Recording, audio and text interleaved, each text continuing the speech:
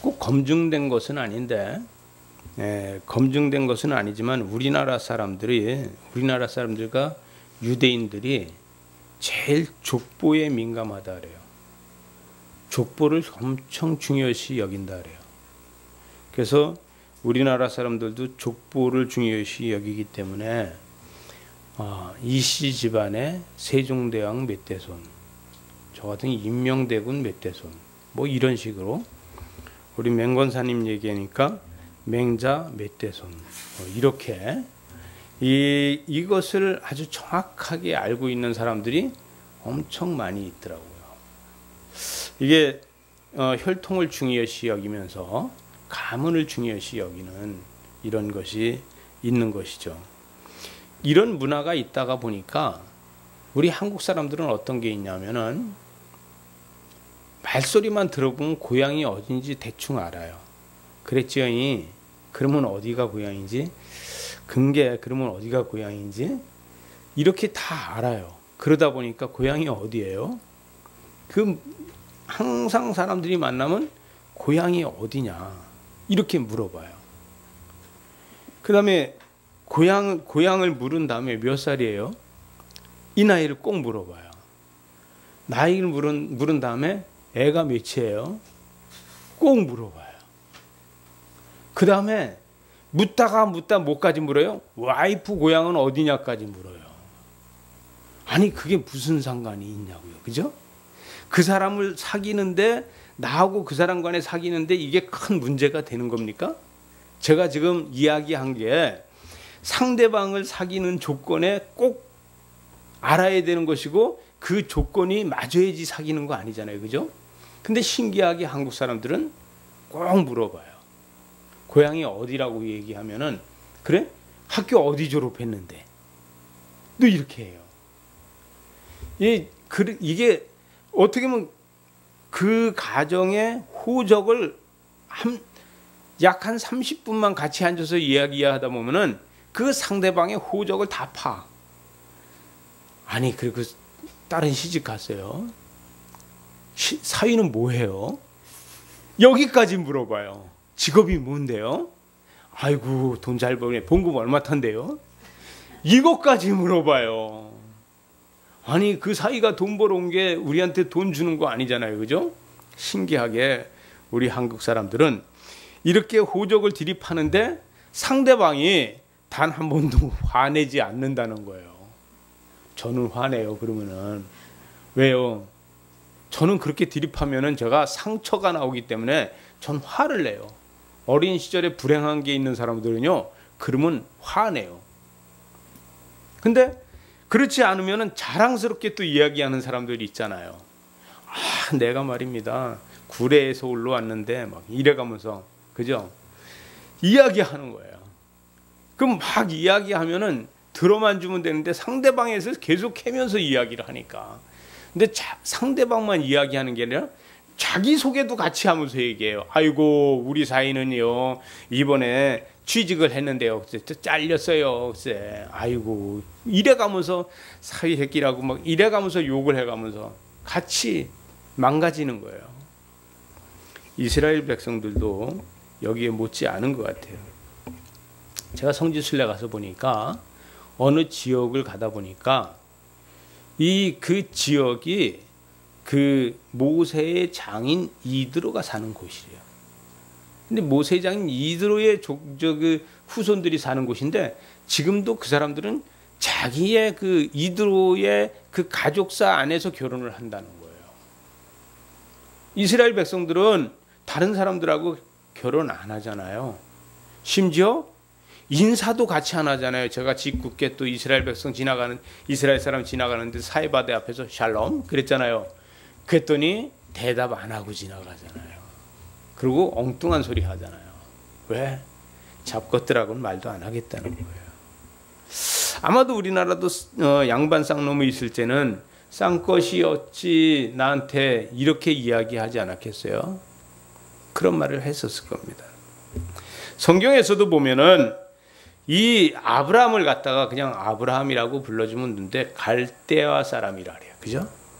갈대아 사람 아브라함 또 이렇게 이야기를 하고, 이세 아버지 이 다윗의 아버지 이세를 얘기할 적에 그냥 이세라 이렇게 얘기했는데 에브라 사람 이세라래요.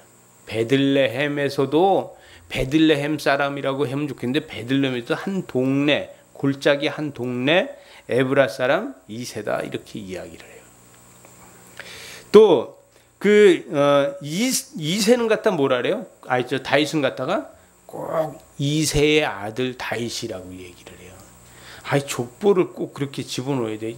그 애도 맏아들도 아닌데 출세한 아들이라고 자기 이름 꼭 넣어달라는 거죠, 부모가. 그러니까 이세의 아들 다윗이. 아니 엘리야가 영성이 있잖아요. 근데 꼭 디셉 사람 엘리야라고 얘기를 해요. 그죠? 꼭 디셉 사람 그래요. 예수님은 어디 사람이라 그래요? 나사렛 사람이라 그래요. 나사렛. 아니 그냥 예수님이라고 얘기하면 되잖아요. 근데 꼭 나사렛 사람이라 그래요. 여러분, 예수님을 갖다가 나사렛 예수라는 이름을 누가 붙여줬냐?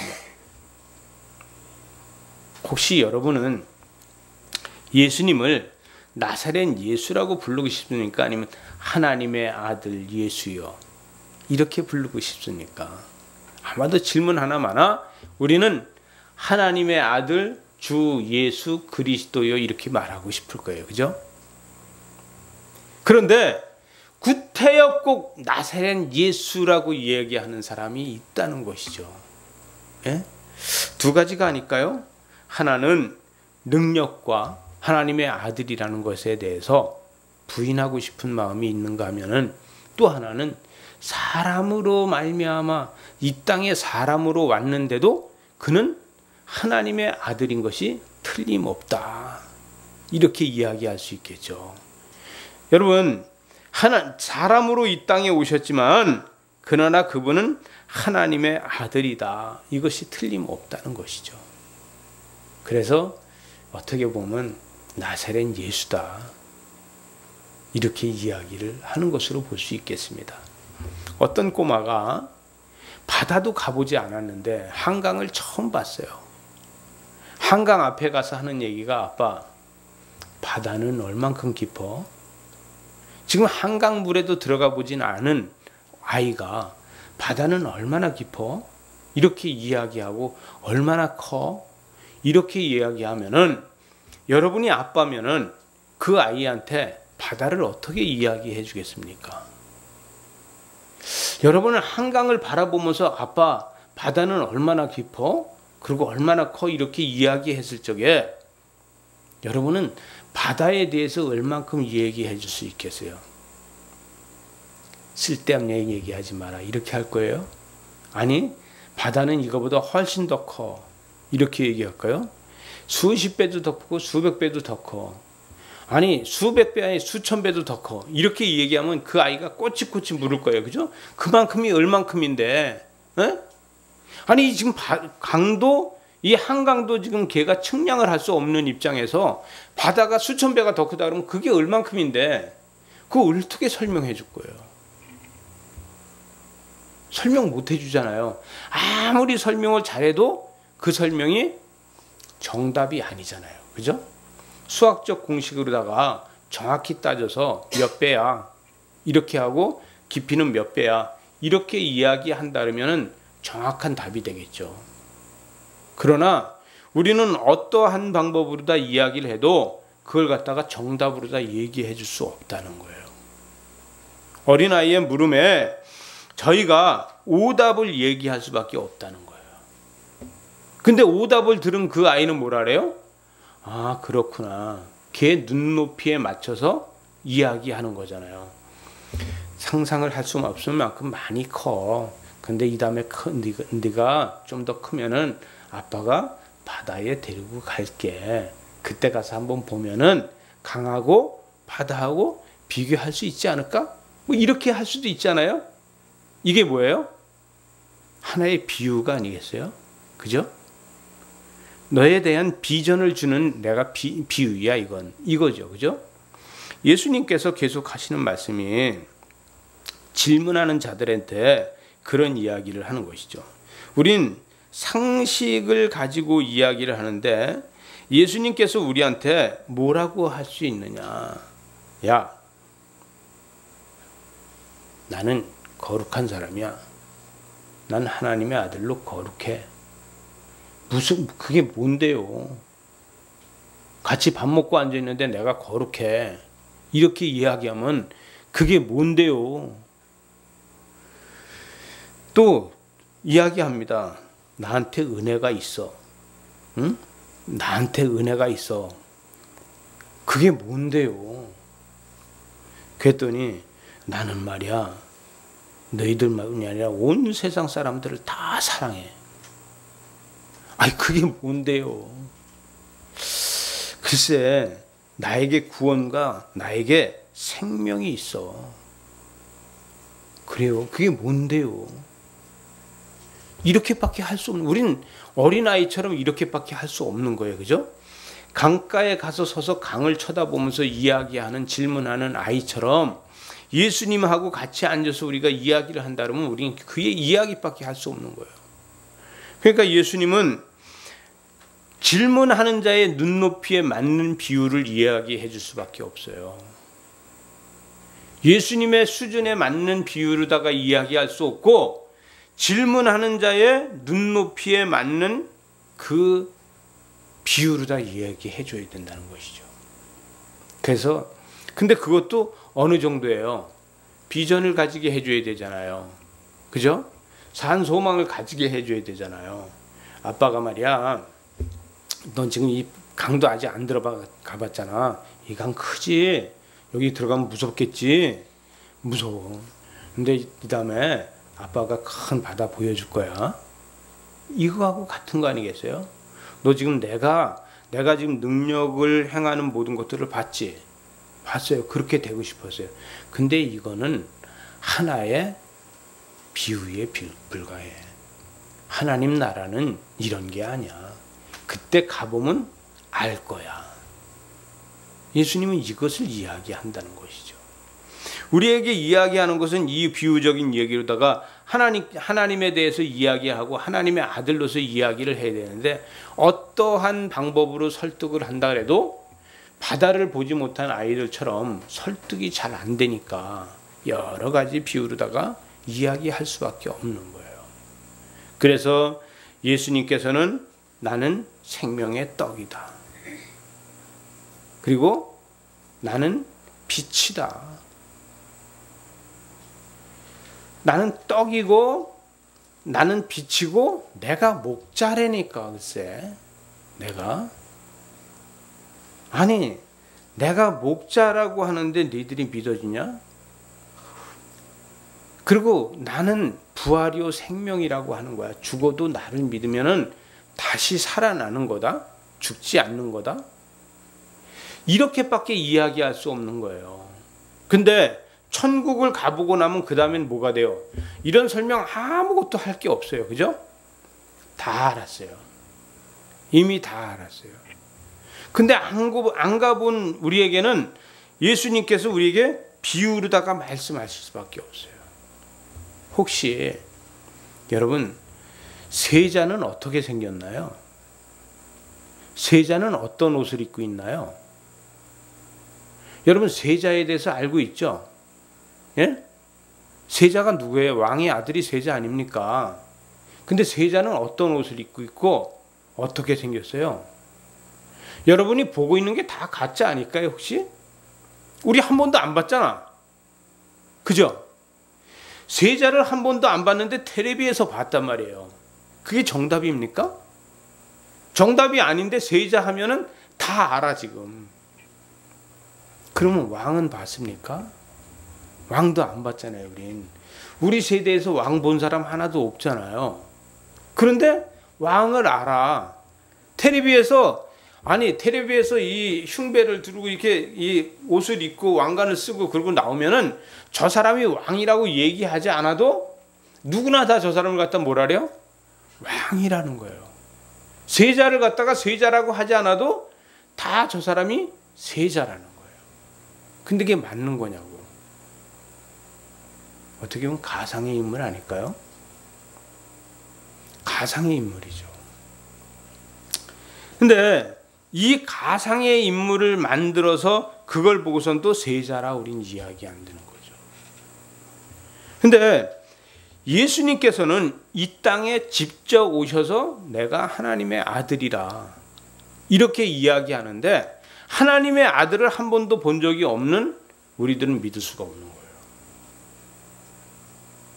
가상으로라도 봤으면 믿을 수 있는데 못 믿다는 거예요. 그건 뭐예요? 선지자를 통하여서 배우고 말씀을 통하여서 배우면은 분명한 것은 안 봤지만 저 사람이 하나님의 아들이라는 걸 알게 된다는 거죠. 근데 우리가 말씀을 모르게 되면은 그거를 모르게 되는 거예요. 근데 또 지식적인 말씀이 아니라 은혜의 말씀이 나한테 남아 있어야 된다는 거예요. 여러분, 은혜의 말씀이 나한테 남아 있을 적에 예수 그리스도가 이 땅에 오셔서 내 옆에 있어도 주는 그리스도시요 살아계신 하나님의 아들이라고 할 수 있다는 것이죠. 근데 우리한테 은혜가 없다 그러면은 우린 율법에 매여 있는 자가 되고서 율법만 가지고 맞냐 틀리냐는 얘기하지 예수 그리스도에 대해서 은혜에 대해서 얘기하지 않는다는 거예요. 여러분, 우리는 신앙생활을 하면서 언제부턴가 우리 자신 속에서 은혜를 잊어버리고 율법만 남아있게 될 때가 있어요. 우리 속에서 율법만 남아있어 가지고 율법만 계속 내 속에서 역사하는 거예요. 그리고 은혜가 내 속에 없는 거예요. 그럼 어떻게 돼요? 우리 속에서는 맞냐 안 맞냐, 이것이 잘못된 거냐 잘된 거냐, 여기에 붙잡혀 있게 된다는 거예요. 그리스도께서 우리에게 알려주시는 것은 지식을 알려주시는 게 아니에요. 은혜를 알려주시는 거예요. 여러분, 은혜를 알려주시기 위해서 지식으로 말씀해 주신다는 것이죠. 하나님께서 이 땅에 우리 우주 만물을 만드시고 인간을 창조하시고 우리로 하여금 하나님의 역사를 만들어 가시는 이 모든 것들을 지식으로 다 얘기하는데 그 지식의 마지막은 뭐냐면 은혜라는 거예요. 은혜. 은혜가 우리한테 있으면서 그 은혜로 다 하나님의 역사를 볼 수 있다는 것이죠. 때로는 우리는 문명 세대에 살다 보니까 과학으로다가 보려고 할 때가 있어요. 현실적으로 다 맞춰서 보려고 할 때가 있어요. 그런데 단 한 번도 우리는 그것을 볼 수 없다는 것이죠. 여러분, 우리는 속상한 일이 생기거나 자식이 뭐가 속을 썩였다든가 자식이 뭐 어려운 일을 당했다 그러면 어디가 아파요? 예? 머리가 아파요? 마음이 아프죠? 근데 마음이 어디 있냐 이거예요. 과학적으로 보면 마음 없잖아요. 김호 회장님 마음 있어요? 외과 의사로도 저분은 유명한 본인 말로 그대로면 유명한 칼제비잖아요. 예? 벌써 내일 모레만 돼도 벌써 환자들이 줄을 설 텐데, 그러면 수도 없이 봤지만 마음이 있냐는 것이죠. 아니 근데 머리가 아파야 되는데 마음이 아프냐고요. 왜 가슴이 저리냐고요. 이 가슴이 저리는 걸 알면서도 우린 영적인 것을 느끼지 못하는 게 우린 문제라는 거예요. 마음이 아픈 거는 문화가 지식으로 쌓여서 그게 나한테 남아 있어서 그렇다는 얘기도 하는 사람이 있어요. 그러나 그러면은 문화는 지식은 머리에 쌓이지 이 대뇌에 쌓이지 가슴에 쌓이는 거 아니잖아요. 근데 가슴이 아프다는 거예요. 그래서 또 말하잖아요. 사랑은 뭘로 해요? 머리로 해요? 아니잖아요. 가슴으로 한다 그러잖아요. 근데 사랑을 하기 위해서는 나의 가슴을 열어줘야 된다고 하잖아요. 열어주긴 뭘 열어줘요. 현실적으로도 한 번도 안 열어줬잖아요. 근데 상대방이 느낀다는 것이죠. 우리는 예수 그리스도와 나 사이에서 이런 마음을 느낄 수 있는 것이 있어요. 이게 영적인 것입니다. 오늘 본문 말씀에서 예수님은 우리에게 이야기하시잖아요. 마지막 절에 가서 뭐라고 그래요? 예수께서 대답하시되 이제는 너희가 믿느냐, 이렇게 말씀하고 계세요. 수많은 비유로다가 이야기해 줬는데 그거를 이제는 네가 믿느냐. 여러분, 믿음이 생긴다는 게 보통 힘든 게 아니에요. 믿음이 만들어진다는 게 그렇게 힘든 게 아니에요. 왜냐? 어린아이가 엄마가 무슨 지금 고민을 하고 있는 게 있다고 해서 어린아이가 얼만큼 속상하겠어요. 그러나 믿음이 만들어진 것만큼 속이 상하게 되는 거예요. 근데 사랑이 만들어진 것만큼 힘들어지는 거예요. 근데 아이가 아프면 엄마 마음은 어때요? 엄마 마음은 문드러지잖아요. 그죠? 이게 뭐예요? 그만큼의 사랑이 큰 것만큼. 예수 그리스도께서 계속해서 비유로다 말씀하시면서 그 마음이 어땠을까? 여러분 한번 생각해 보셨나요? 나는 포도나무야. 나는 부활이야, 생명이야. 나는 생명의 떡이야. 나는 빛이야. 이런 수많은 이야기를 할 적에 그런 이야기로 다 설득하시면서 그 마음은 어땠었겠나. 여러분, 나 하나를 구원하기 위해서 예수 그리스도께서의 마음이 얼마만큼 상하셨을까 생각해 보셨나요? 혹시 나 하나를 천국으로다가 인도하기 위해서 예수 그리스도의 마음이 얼만큼 상하셨겠나 한번 생각해 보신 적이 있으세요? 참으로 우리가 그 생각을 하면은 하나님 앞에 우리가 너무 창피하고 고백할 수밖에 없어요. 주님 사랑합니다. 내 평생 다할 때까지 내가 주님만 사랑하겠습니다. 내가 힘들고 어려워도 주님을 떠나지 않고 오직 주님만 사랑하겠습니다라고 내가 고백할 수밖에 없다는 것이죠.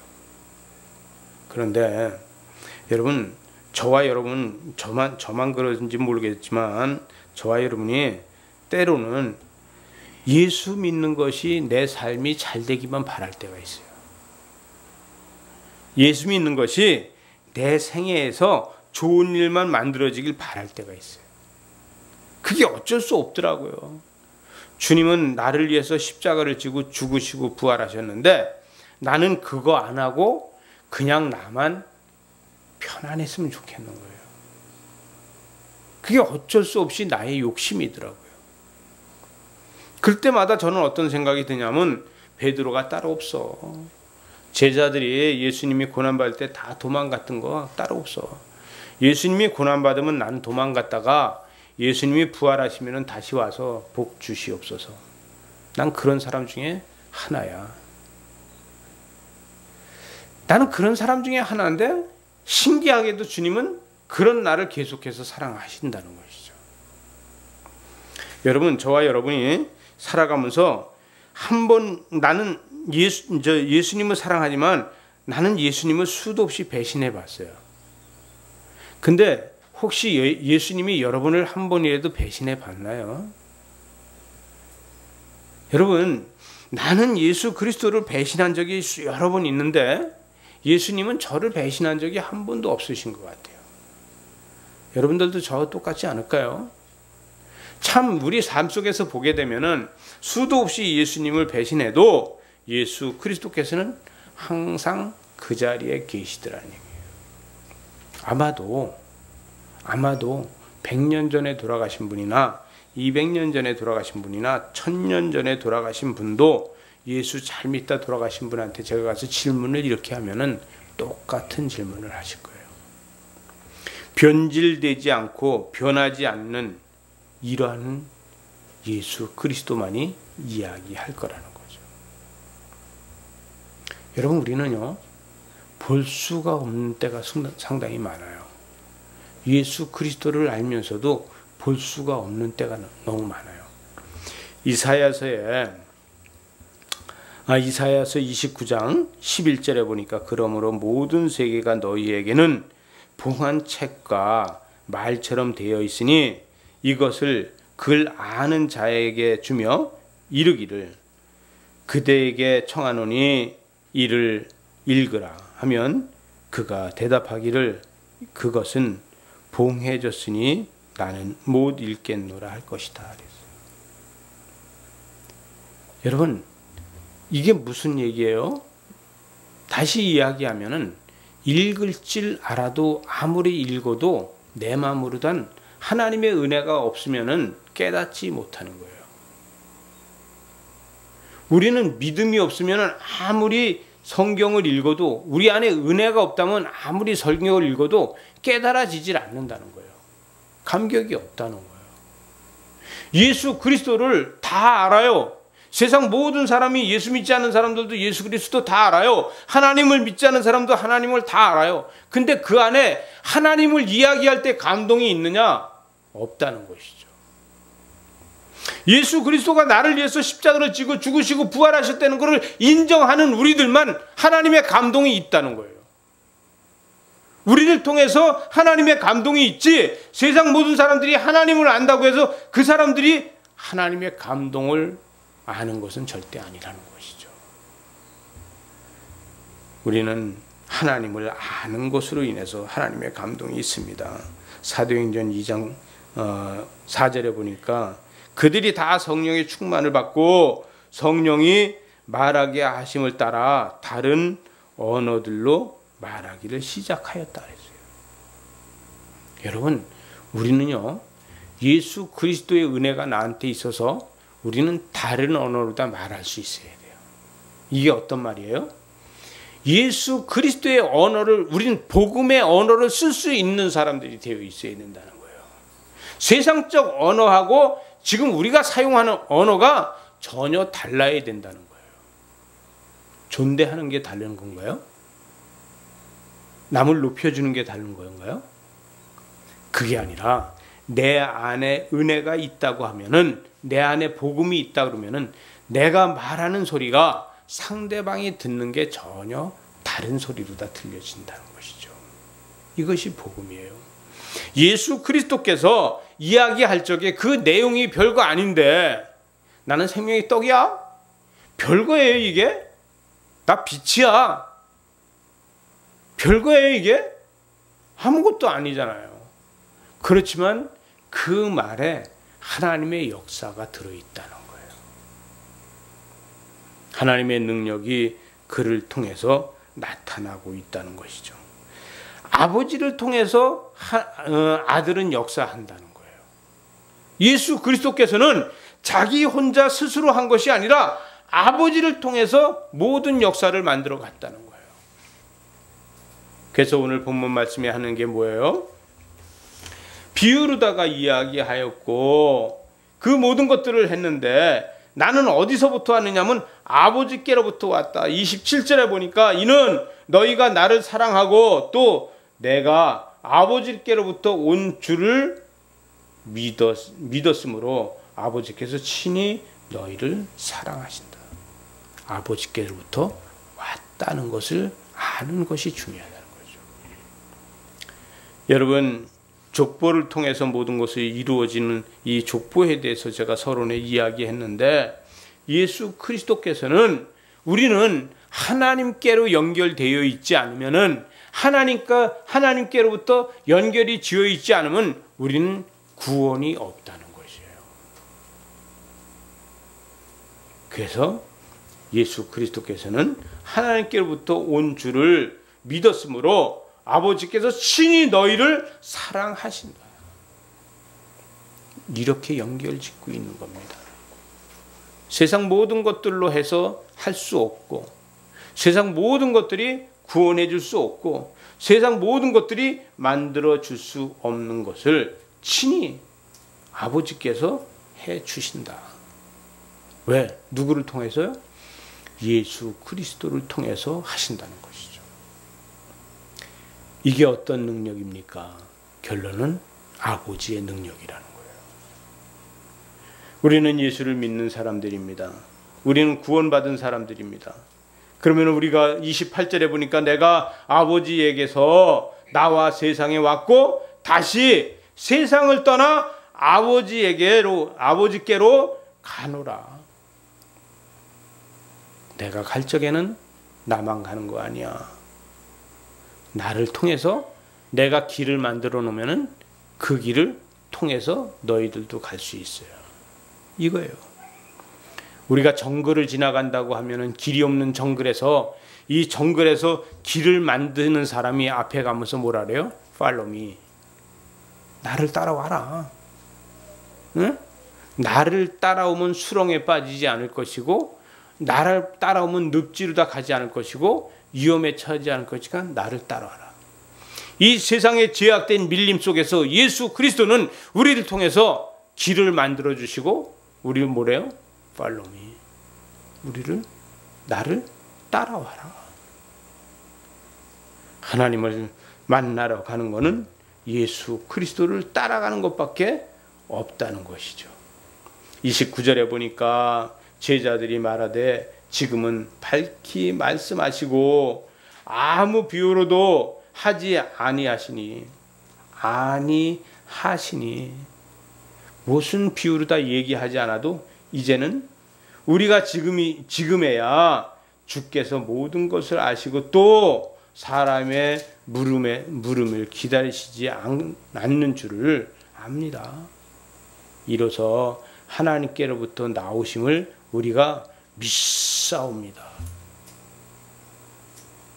여러분, 저와 여러분들도 이게 믿어져야 돼요. 하나님께로부터 나오심을 뭐예요? 믿사옵니다. 이게 돼야 돼요. 여러분, 저와 여러분은 날마다 이러한 고백이 되어져야지만 우리가 구원의 삶으로 구원의 언어를 통해서 사람들을 전할 수 있는 거예요. 세상적인 언어를 쓰면서 다가오는 사람들한테 예수 그리스도께서는 그를 비유로 다 얘기하면서 다시 구원의 언어로 다 바꿔주셨다는 거예요. 지금 29절, 30절, 31절 이 말씀은 세상적인 언어로 다 가지고 예수 그리스도를 찾아오고 접근하는 사람들을 비유로 다 이야기해서 그 비유로 다 이야기해 줬더니 그들이 언어가 은혜의 언어로 다 바뀐 것을 이야기하는 거예요. 그래서 마지막에서 뭐래요? 예수께서 대답하실 때 이제는 너희가 믿느냐. 여러분, 저와 여러분은 이제는 예수 그리스도의 말씀을 믿는 저와 여러분들 되시기 바랍니다. 이것이 세상에 살면서 우리의 삶에서 적용이 돼야 돼요. 사업에도 적용이 되고 자녀에게도 적용이 되고 적용이 되는 삶이 중요하고 적용되는 믿음이 중요한 것입니다. 예수 그리스도는 이것을 적용하기 위해서 수많은 비유로 다 말씀하셨다는 것이죠. 여러분, 비유가 중요한 게 아니라 적용하는 것이 중요한 겁니다. 적용하는 저와 여러분들 되시기 바랍니다.